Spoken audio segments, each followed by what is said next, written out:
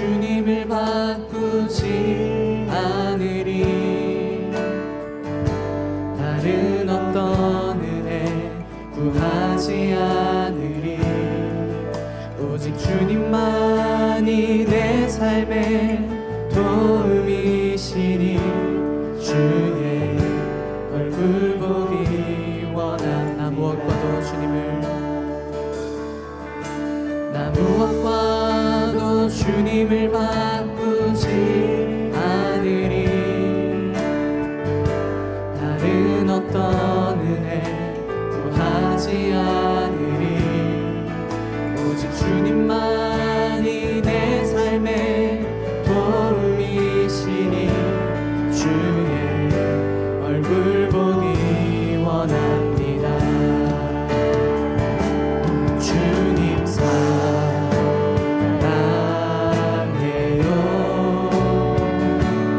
온 마음과 정성 다해 하나님의 신실한 친구 되기 원하. 한 번 더 고백할까요? 나 무엇과도 주님을 바꾸지 않으리. 다른 어떤 은혜 구하지 않으리. 오직 주님만이 내 삶의 도움이시니 주의 얼굴 보기 원하. 무엇과도 주님을 바꾸지 않겠습니다. 나 무엇과도 주님을 바꾸지 않으리. 다른 어떤 은혜 구하지 않으리. 오직 주님만이 내 삶의 도움이시니 주의 얼굴 보기 원합니다. 주님 사랑해요.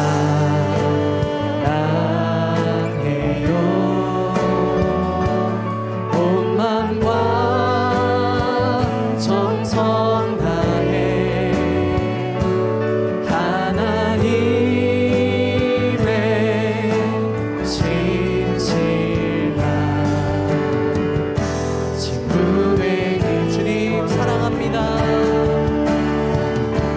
주님 사랑해요.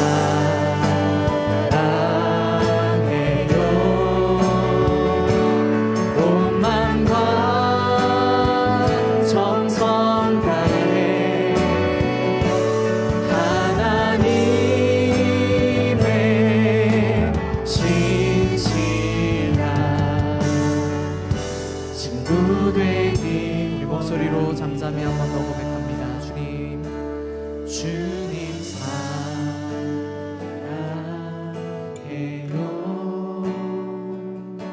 온 마음과 정성 다해 하나님의 신실한 친구 되기 원합니다.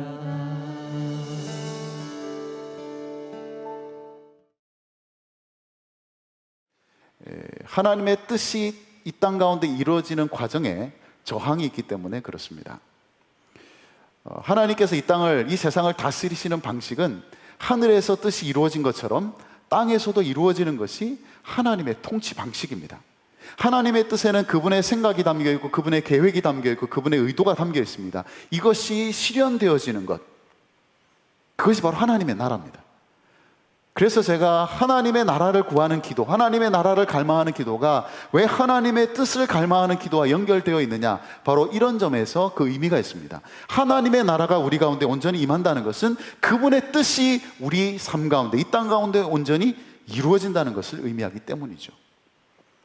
그런데 이 세상은 그 하나님의 뜻에 저항한다는 거예요.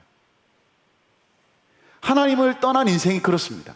하나님을 떠난 인생은 자기 생각대로 삽니다. 자기 뜻대로 삽니다. 자기 마음대로 자기 생각대로 삽니다.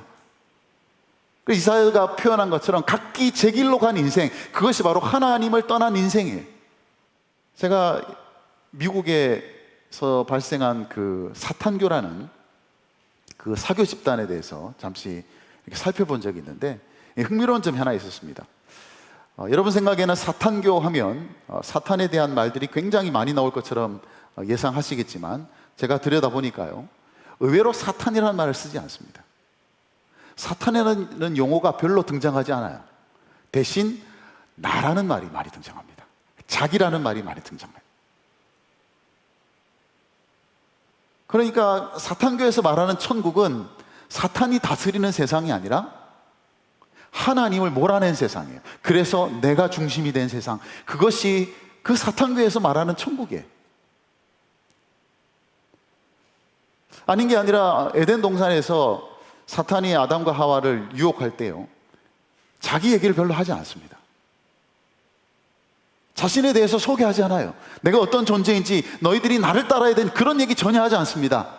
네가 어떻게 될 것이다. 네가 이 선악과를 먹게 되면 네 눈이 밝아지게 될 것이다. 철저하게 자기에게 초점을 맞추도록 만들었습니다. 그게 사탄이 하는 일이에요. 어떤 목사님이 TV를 보다가 채널을 돌리는데 어떤 방송에서 사탄교에 대해서 방송을 하고 있더라는 거예요.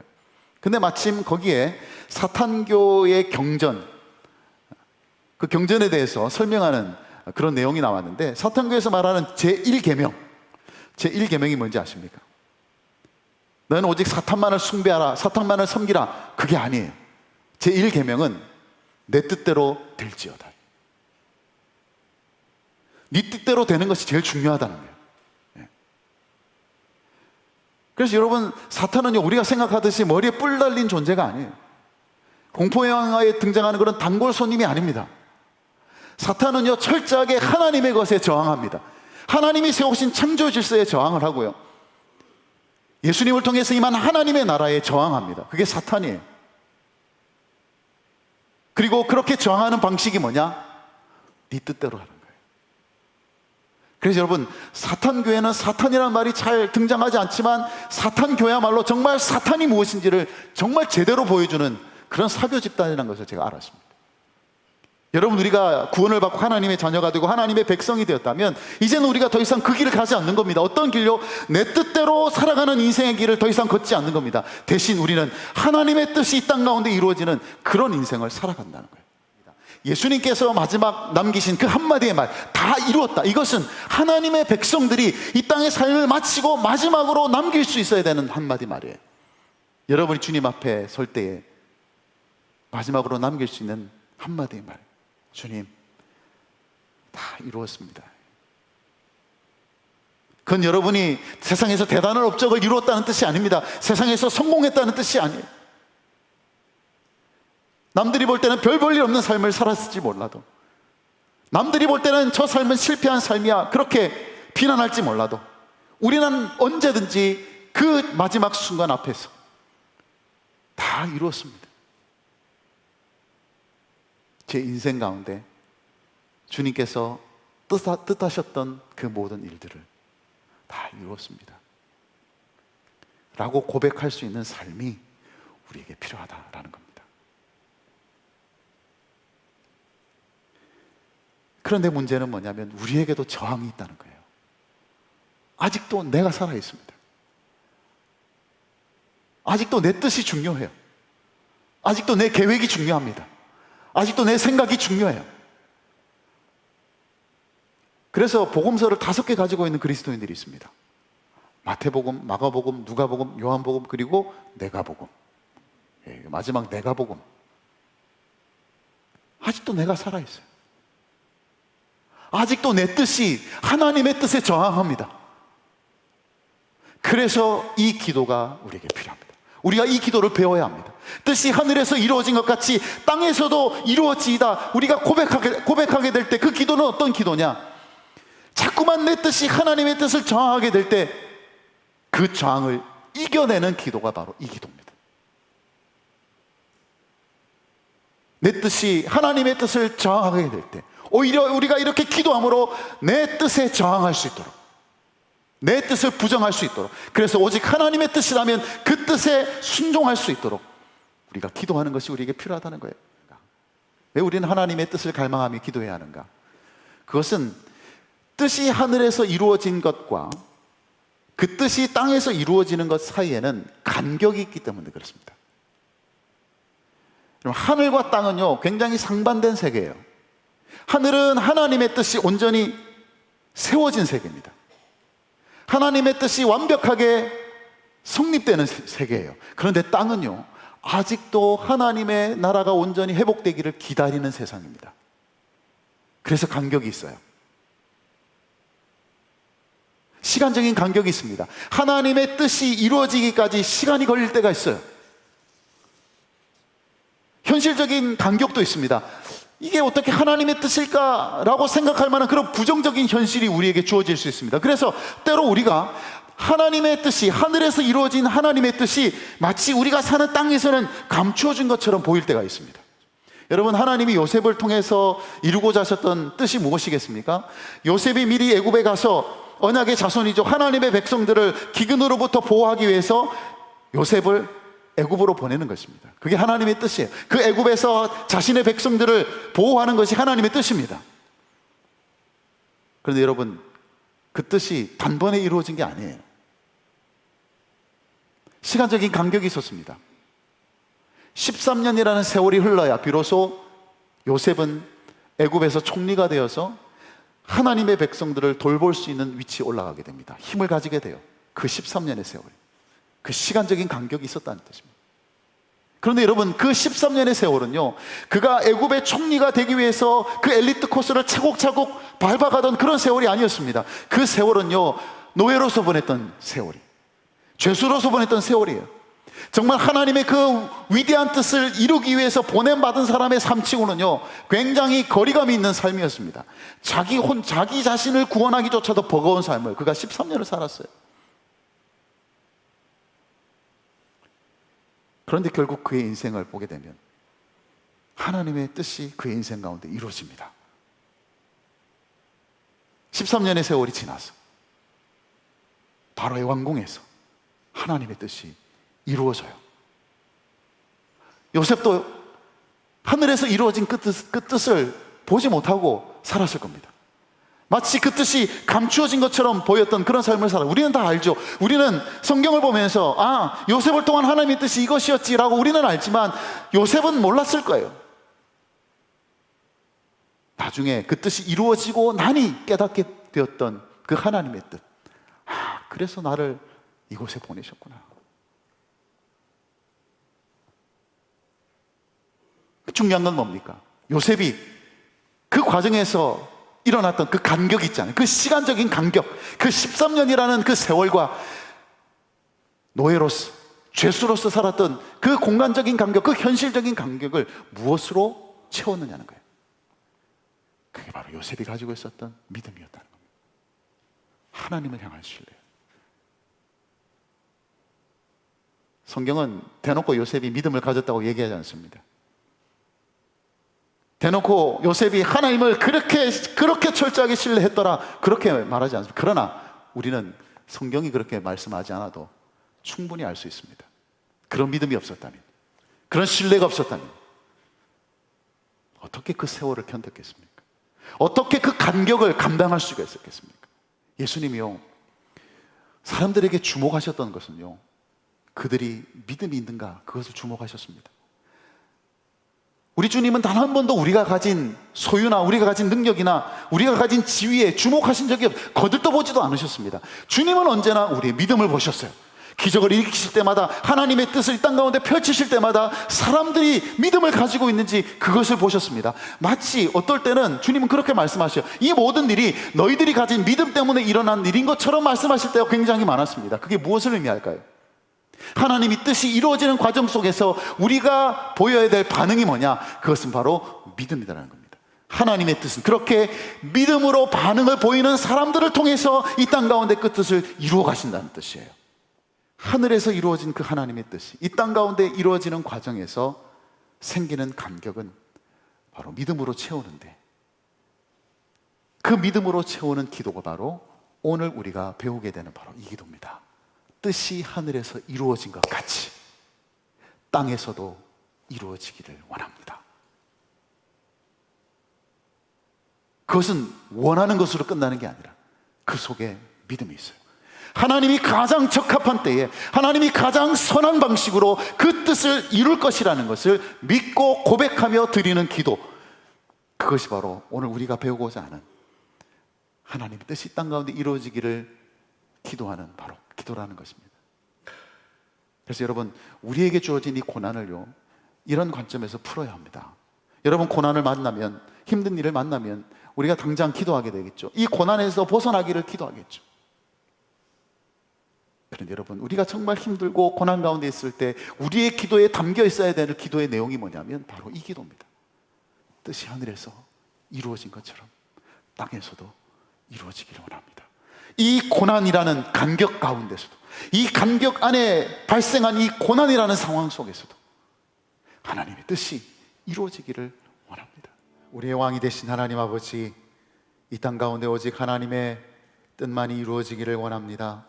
그 뜻으로 저희들을 다스려 주시고 하나님 나라의 일들이 그 뜻 가운데 왕성하게 일어나게 하여 주옵소서. 내 뜻이 주님의 뜻에 저항하지 않도록 늘 기도하며 순종의 삶을 살게 하여 주옵소서. 때로 그 뜻이 이루어지기까지 힘든 간격들이 나타날 때가 있습니다. 그 간격을 믿음으로 채우게 하시고 기도로 인내하며 기다리게 하여 주옵소서. 코로나로 인해 힘든 시대를 살아갑니다. 혼란스러운 상황 속에서도 내 뜻이 마치 하나님의 뜻인 양 주장하기보다 오직 하나님의 뜻을 구하며 엎드리는 저희들 되게 하여 주옵소서. 이 땅에서 이루어질 하나님의 뜻 안에서 우리 한국교회를 지켜주시고 온전히 하나가 되게 하여 주옵소서. 예수님의 이름으로 기도드리옵나이다. 아멘.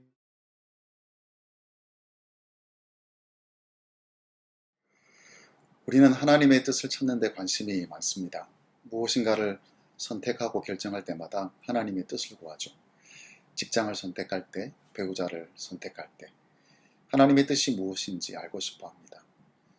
하지만 하나님의 뜻은 단순히 애매한 상황 속에서 무엇인가를 결정하기 위해 필요한 것만은 아닙니다. 내가 살고 있는 삶의 내용이 하나님의 뜻과 부합하는지 고민하는 것이 필요하죠. 내가 가정에서 다른 가족들을 대하는 태도, 내가 직장에서 일하는 태도, 그 모든 것 속에서 하나님의 뜻이 나타나야 합니다. 그런 점에서 우리는 뜻이 이루어지기를 기도해야 합니다.